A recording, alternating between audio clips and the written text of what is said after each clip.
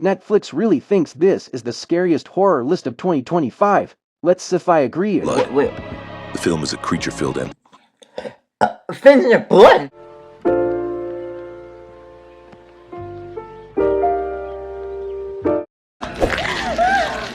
Ew.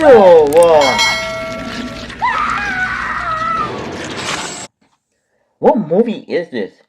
Is this like a spider horror movie? It's got to be like some type of spider horror movie. Ew. And the spider coming out her eyes? Ew.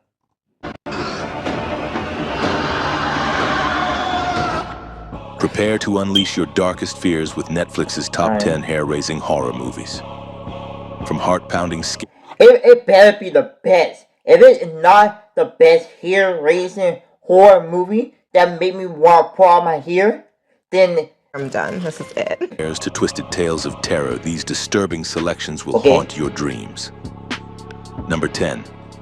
I am the pretty thing that lives in the house. Pretty thing that lives in the house.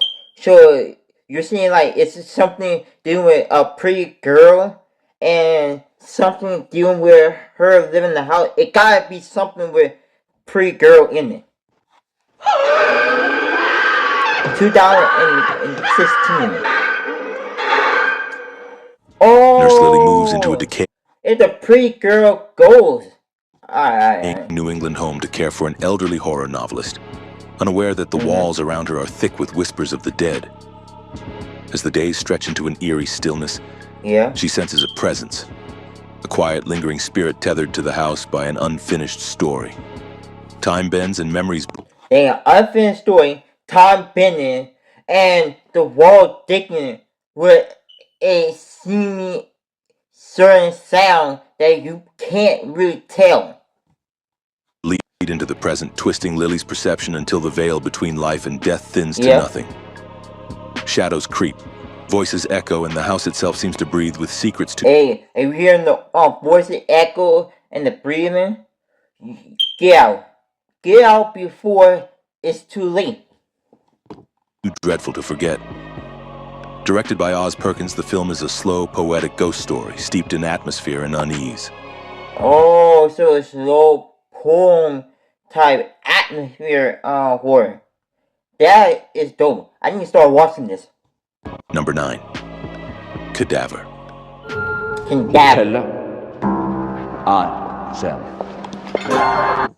Bro, this gotta be some 19 or 17th something century type video. Like some old school type video. Like it looked like something that you see in a history book.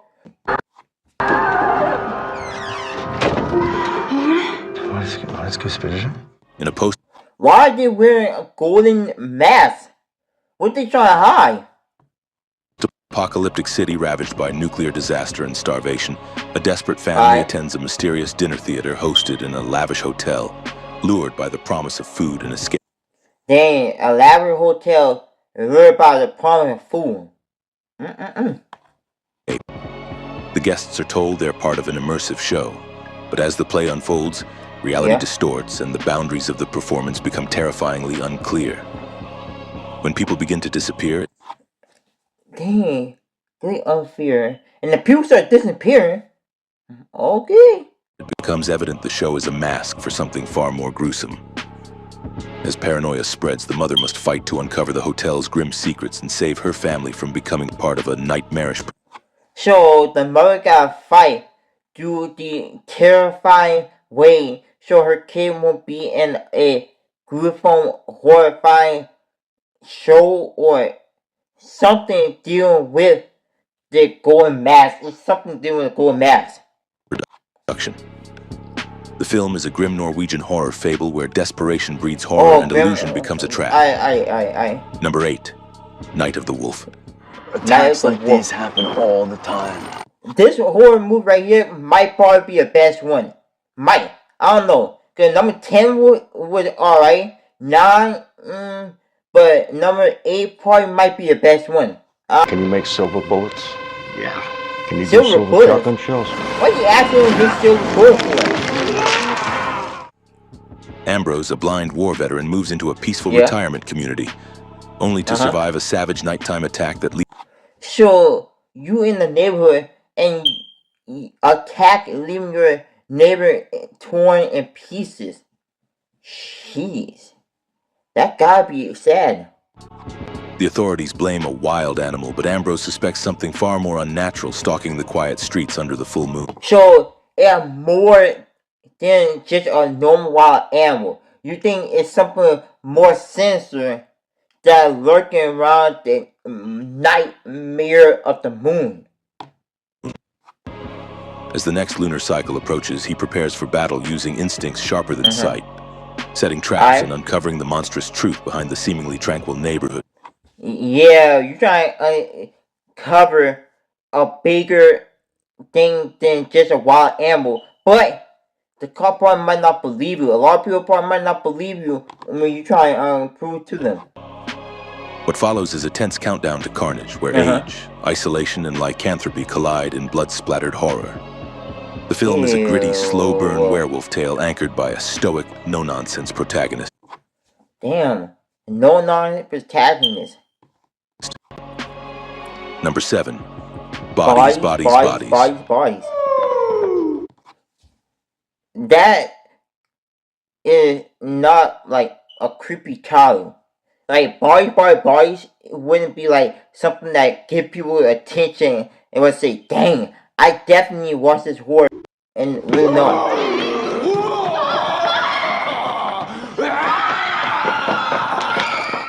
A group of wealthy, self-absorbed 20-somethings gather in a secluded mansion during a storm for a party game that turns chillingly real.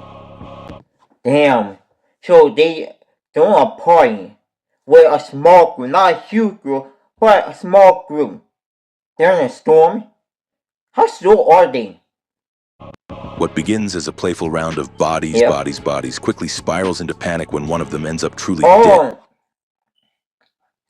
So it's a playful round where each person is dying one by one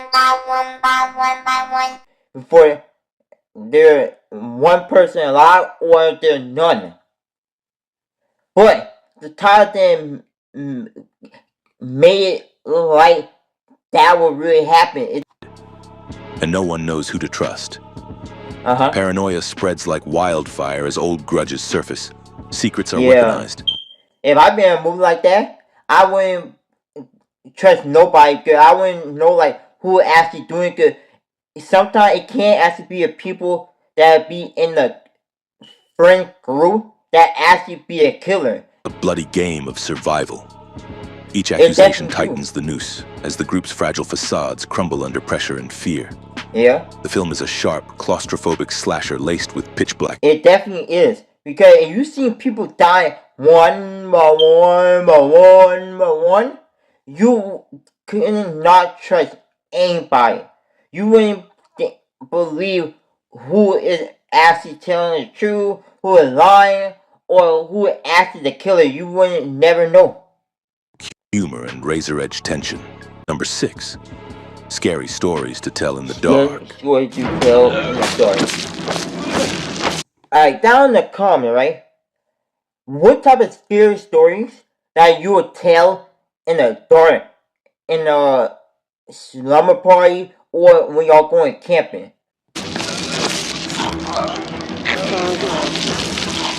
In the fall of 1968, a group of teenagers stumbles upon a haunted book hidden within the crumbling walls of a long-abandoned mansion.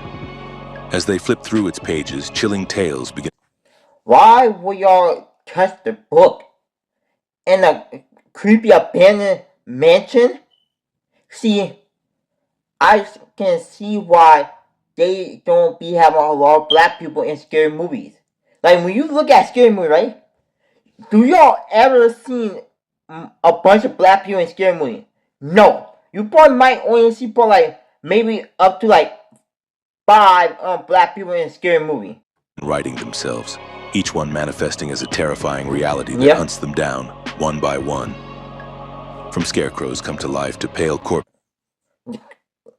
Crazy thing is, this is not normal, but this is basically what happened in most scary movies.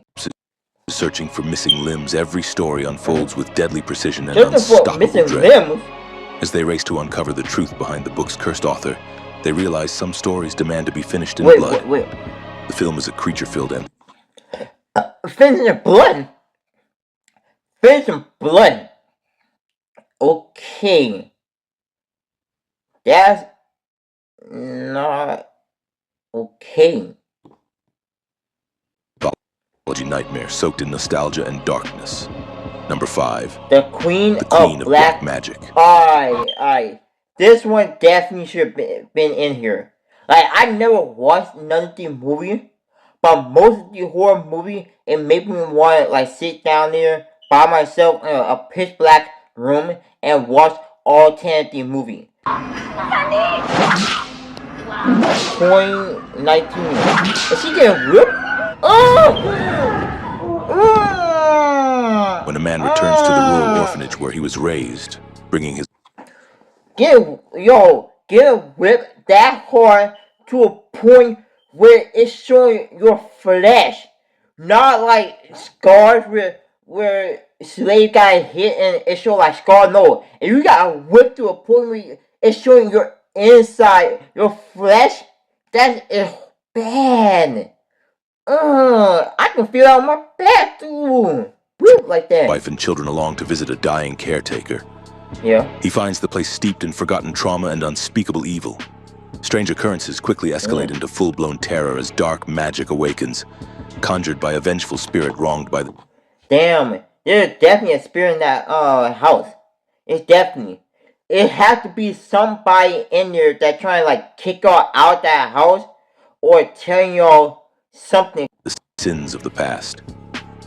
The orphanage's halls twist into a house of torment where insects crawl beneath the skin and mirrors reflect unspeakable horrors. As secrets unravel, the group realizes... Scary movies do creep me out, but like it's fun to me to watch it. Most of y'all probably might not like it. Most of y'all probably might say I ain't watching it, but give it a chance. Y'all might be creeped out, but give it a chance. Redemption comes at a horrifying cost. And the past will not stay buried. Directed by Kimo Stemboyle and written by Joko Anwar, the film is a relentless Indonesian horror soaked in gore, guilt, and the supernatural. Number 4. Yeah. I'm Thinking of Ending Things. Okay. And time passes through us. So this came out 5 years ago. I never seen the movie. I'm thinking of Alien Things. I've never seen that. This had been on Netflix. Dang. Most of these movies have been on Netflix for a while and I never realized it was on there. Wind.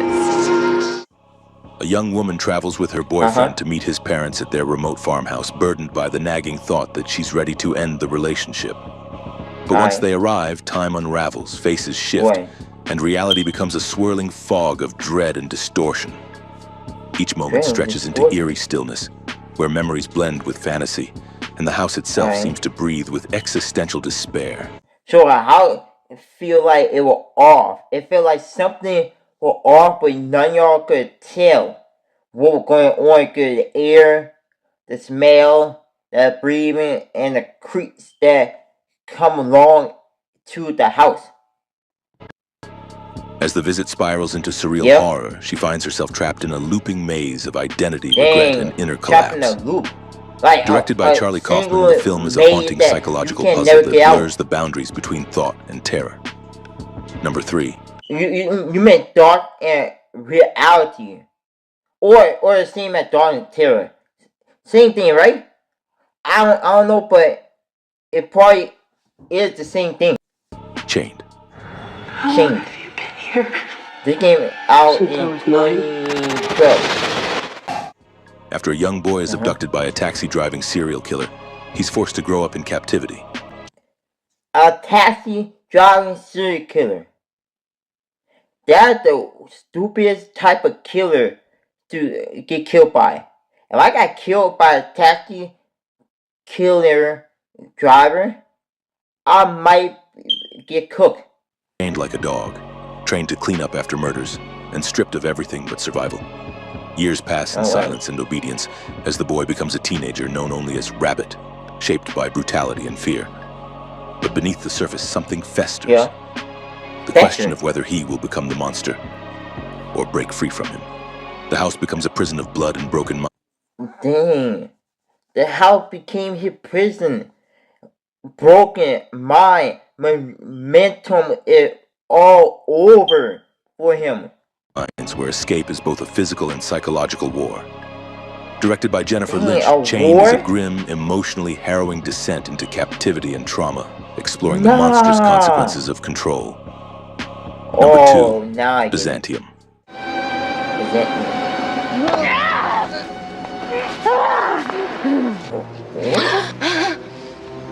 Clara and Eleanor are mother and daughter, but also vampires, centuries old. Yeah, I would definitely about to say that. The name of it called Byzantium. I already forgot the name of it. But I would definitely about to say this definitely represents vampire. This whole movie definitely represents vampire. I would just about to say that. And forever on the run, hiding in the shadows of modern society. Dang, they take refuge in a decaying seaside hotel named Byzantium. What he's saying is they're hiding as human and not trying to get nobody to know that they're actually vampire. Where Eleanor begins to write her tragic story, and the truth of their blood-soaked past surfaces. As enemies from their secretive vampire order close in, the fragile peace unravels and ancient rules clash with a hunger for freedom. Pieces. Their bond is deep. So y'all talking about like the broken pieces, the darkness, and the hidden things that go on as a vampire. This runs deeper, feeding off secrets and sorrow. Byzantium is a gothic tale of immortality, drenched in melancholy, crimson, and moonlight. Number 1, Under the Shadow. Came out in 2015.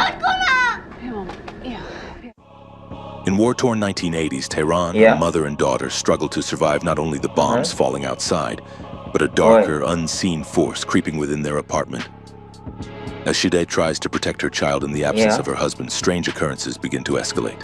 Whispered voices, shifting shadows, and an ancient evil known as the Jinn stalking them through the cracks of fear and grief. Damn. The building empties, but they remain. So they are literally getting chased by the crack of fear, the building tipping over, and the light spinning around, and they can't get out of it. Trapped in a war zone, both physical and supernatural. What's going on? With every blackout, the terror grows, binding their souls to a presence that feeds on despair. Going already. The film is a chilling fusion of psychological and paranormal horror, where political chaos and ancient folklore entwine into suffocating dread. Here are 4 other movies you have to see. Day Shift.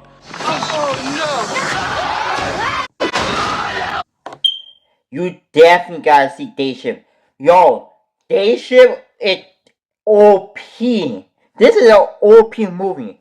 I'm not gonna spoil it to y'all or explain it to y'all, but go on Netflix right now and watch Day Shift, please. And then come back on YouTube to my channel, to this video, and tell me from 1 to 10 like how good is Day Shift.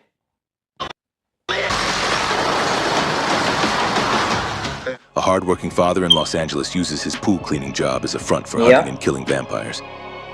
When the vampire underworld begins to shift, he finds himself up against a powerful new threat that could cost him his family.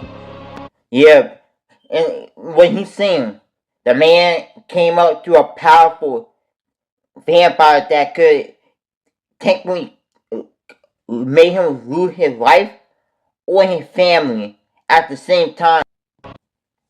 Armed with blades, bullets, and one chance to stay afloat, he dives into a high-octane war beneath the sunlit streets. Bloody hell. Don't let them Bloody hell. kill you. Hey, Hi. Bloody Hell is not a bad scary movie name.